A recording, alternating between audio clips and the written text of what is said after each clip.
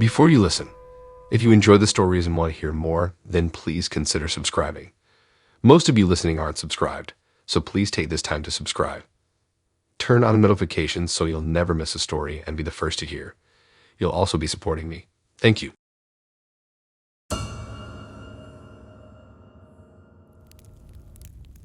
I never realized just how persistent and creepy a Facebook stalker could be until I found myself targeted by one. This random person I barely knew kept making new profiles to follow my every post and comment after I had blocked their previous accounts. No matter what I did, they always found a way back in. It went on for months and really shook me in my core just how obsessed this individual was with me. It started out subtle enough that I didn't notice it at first. This guy named Alex, who was an acquaintance of an old coworker, sent me a friend request out of the blue. I didn't know him personally, but we had a few mutual friends, so I accepted. People expand social circles on Facebook all the time, so I thought nothing of it. Alex seemed normal.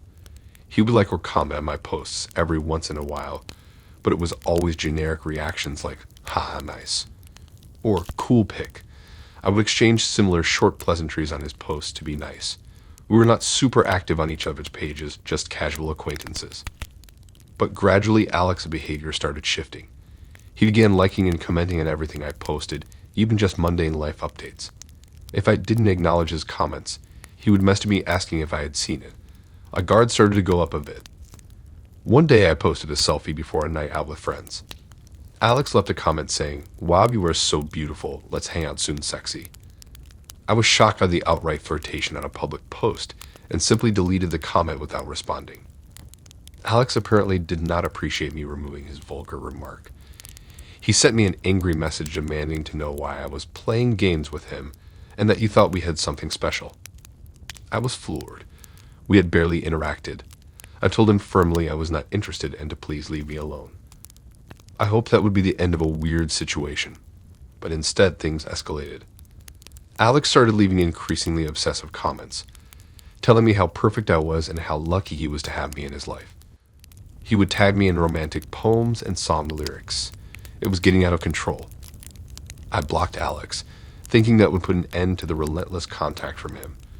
To my dismay, a few days later I received another friend request from a profile named Steve Johnson. The profile pic looked eerily similar to Alex. Against my better judgment, I accepted. Sure enough, Steve picked up right where Alex had left off with the creepy comments about destiny bringing us together. Then another overly flirty remark which confirmed my suspicion that this was the same stalker using an alias to continue harassing me. I immediately blocked and deleted Steve. Unfortunately, this pattern continued to repeat. Every week or two I would get a request from a new profile with a different name, but clearly the same guy behind it based on writing style and comments made. Evan, Tyler, Ryan, Brandon, on and on it went. I stopped accepting the requests altogether and made my own profile completely private, visible only to confirmed friends. But Alex/Steve/Brandon somehow still had access to everything I posted. He would create a profile, send a follow request, then leave comments until I had the fake account deleted. This person was clearly obsessed with me. The volume of messages poured in daily. Song lyrics, poetry, overly inappropriate comments about my body, demands to meet up. No matter how many times I blocked him, he always found another way to contact me. I was seriously scared by how dedicated he was to inserting himself into my life. Everyone told me to just ignore him and he would get bored eventually, but it kept escalating. His messages implied he was tracking my schedule and knew details about my routine that I certainly never shared. The final straw came when he created an account using the name Mike Phillips, the most realistic alias yet. His profile showed a middle-aged man, balding and out of shape. Nothing like the younger Alex I originally met online. Mike sent me a long pleading message claiming to be an old childhood friend I must not remember. He included enough peripheral personal details and names from my past that I almost doubted myself at first, but the romantic undertones made it evident this was the same creeper once again. At that point I knew I had a full-blown stalker. I took screenshots of everything, went to the police to file a report, and sent it all to Facebook begging them to intervene. Within 24 hours, Facebook had removed all the fake accounts and set enhanced privacy levels on my profile. The harassing messages finally stopped. But the damage was done. This relentless stalker had been accessing intimate details about my life through social media for months. He knew my hangouts, schedule, friends, family. I became paranoid that he was physically following me around too. I had no clue about his mental state or intentions. I ended up moving to a new city not long after. Part of it was just wanting a fresh start in general, but I won't deny wanting to put distance between myself and the reach of that unhinged stalker as well. I have no way of knowing if moving thwarted him, but I felt safer regardless. The whole traumatic experience taught me to be incredibly cautious accepting friend requests on social media, even from vaguely familiar people. You truly have no idea who is behind that fake profile or what obsessions are brewing in their minds. I learned that lesson the hard way thanks to one wildly determined Facebook stalker. Still makes me shudder remembering the lengths he went to just to insert himself into my daily life without consent. Stay vigilant online, friends.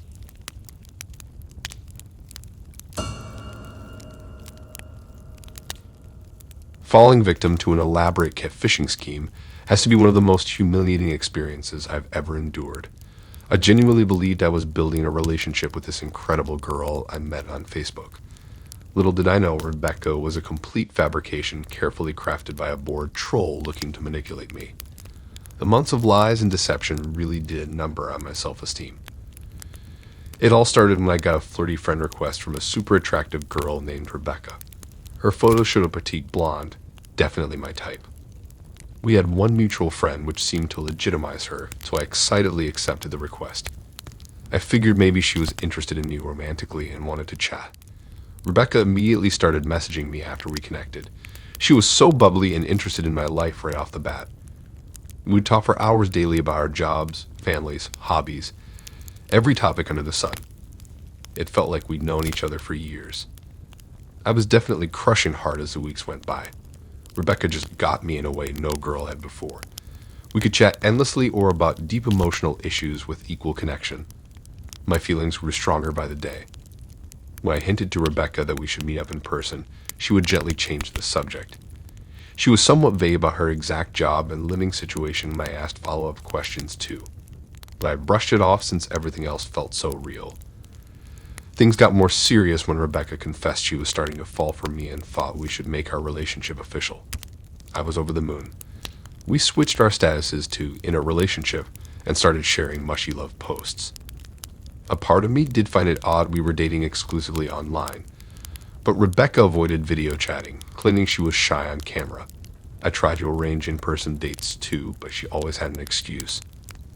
At the 4-month mark, I got impatient and issued an ultimatum. Either we meet up or I couldn't do this digital-only relationship anymore. She finally agreed, saying she was ready to take the next step but needed to come clean about something first. Rebecca confessed that she had actually been lying about a lot of superficial details.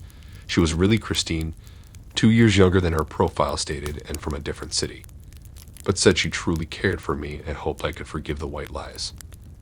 I was upset about the deception, but blamed myself for rushing things and not giving her time. We arranged a redo first date to start fresh. When the day came, I got stood up with zero explanation. Rebecca, or Christine, went totally MIA online too. In that moment, I knew in my gut something sinister was at play. On a hunch, I reversed imaged, searched some of Rebecca's photos. They were of a model in Stockholm, not at all the same girl I had been speaking with for months. My heart sank realizing it was all completely fabricated. Our whole relationship had been with a stranger hiding behind fake photos and stories. I was truly shaken that someone could mislead me so convincingly for so long. When I confronted the real person behind it, whoever they were, all they said was sorry with a laughing emoji, then proceeded to block me. I was left devastated, confused, and feeling like an idiot for being so gullible. With time and therapy, I've come to accept that I was a victim of manipulation by a very bored, potentially troubled individual. But the experience really did a number on my ability to trust for a while there. I went into emotional panic mode, deleting all old messages, photos, anything tying me to the catfish. I just wanted to erase any reminder of the lies and deception. I took a lengthy social media hiatus after that while I tried to process it all. Eventually, I regained enough courage to start cautiously chatting to people again online. But I am much warier now about verifying someone's identity before getting attached. and never exclusive with anyone I haven't met first in real life. Being catfish shook me to my core, but I refused to let it completely destroy my faith in people. I like to think the majority of folks online are honest and sincere. A few heartless scammers may lurk in the shadows, but I won't surrender my capacity for trust because of them. Still, I cannot deny that whole saga really did some damage. The manipulation preyed on my most vulnerable emotions, a scar that doesn't fully heal. My advice: proceed with utmost caution opening your heart online and believe actions over words. Don't end up like me, the pathetic victim of an elaborate catfish.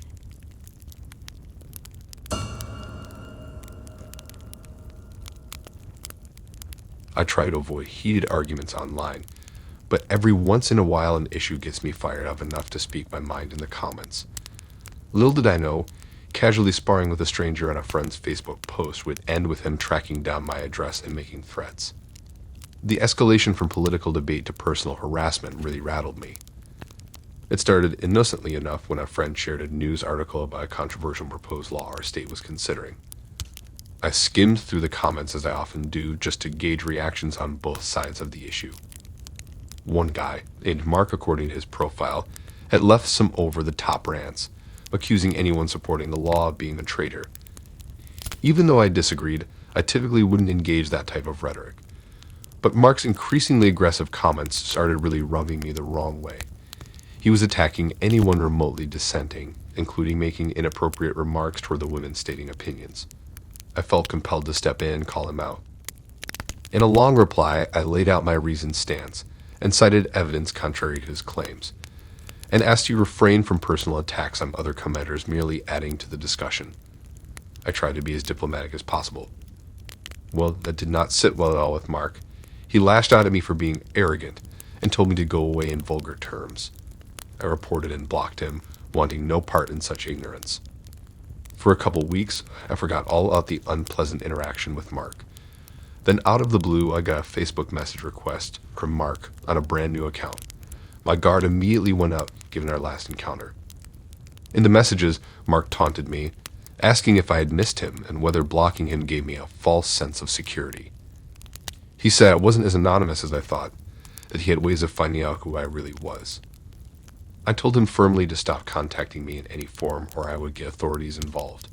To prove just how little he intimidated me, I unblocked his original profile so he could see my responses. Big mistake. The messages from Mark became increasingly threatening. He would reference places I had checked into recently, stores I shopped at, saying I wasn't as slick as I thought evading him. He even knew the make and model of my car somehow. Then late one night came the most chilling message of all.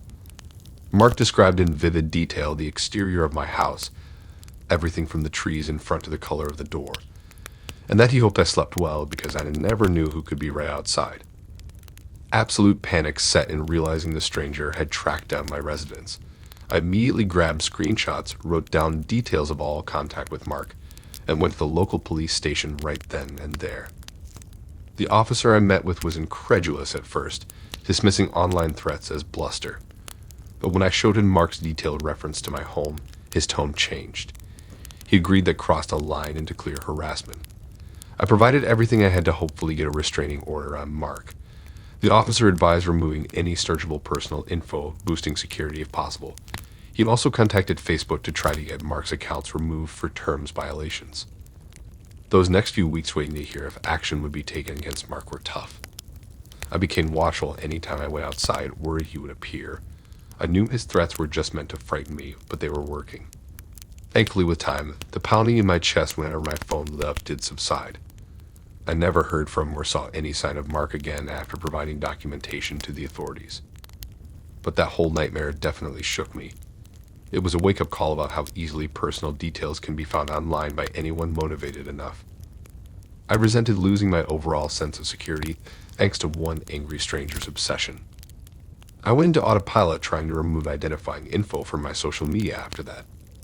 I know realistically a dedicated creep can still find things about me, but felt compelled to make it more difficult regardless. In the weeks after the chilling incident, I found myself constantly looking over my shoulder whenever I went out, wary of being watched by sinister eyes. I varied my daily patterns and routes, parking in different spots. My startle reflex was on hair trigger alert each time my phone vibrated. I gradually was able to relax a bit as the uneventful days and nights passed without any sign of Mark. The police surveillance around my block was called off, the case relegated to a cold file. My social media accounts stayed deactivated, just ghosts lingering in the digital graveyard. Sometimes months will go by without the lingering thoughts of that harrowing ordeal resurfacing. But then a stranger will glance my way a beat too long on the train, or car will drive past my house twice.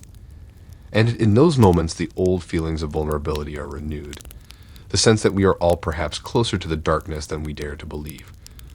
But daylight invariably returns to banish the shadows, to deliver me from baseless fears. The world keeps steadily on, as it always has, heedless of my disquiet. I too must find a way to plod forward, refusing to become prisoner to the terrors of imagination. Still, I double-check the lock on my door each night. Thanks for listening in. If you like these stories and want to hear more, then please subscribe and like and support this new channel. We have more stories for you to listen to.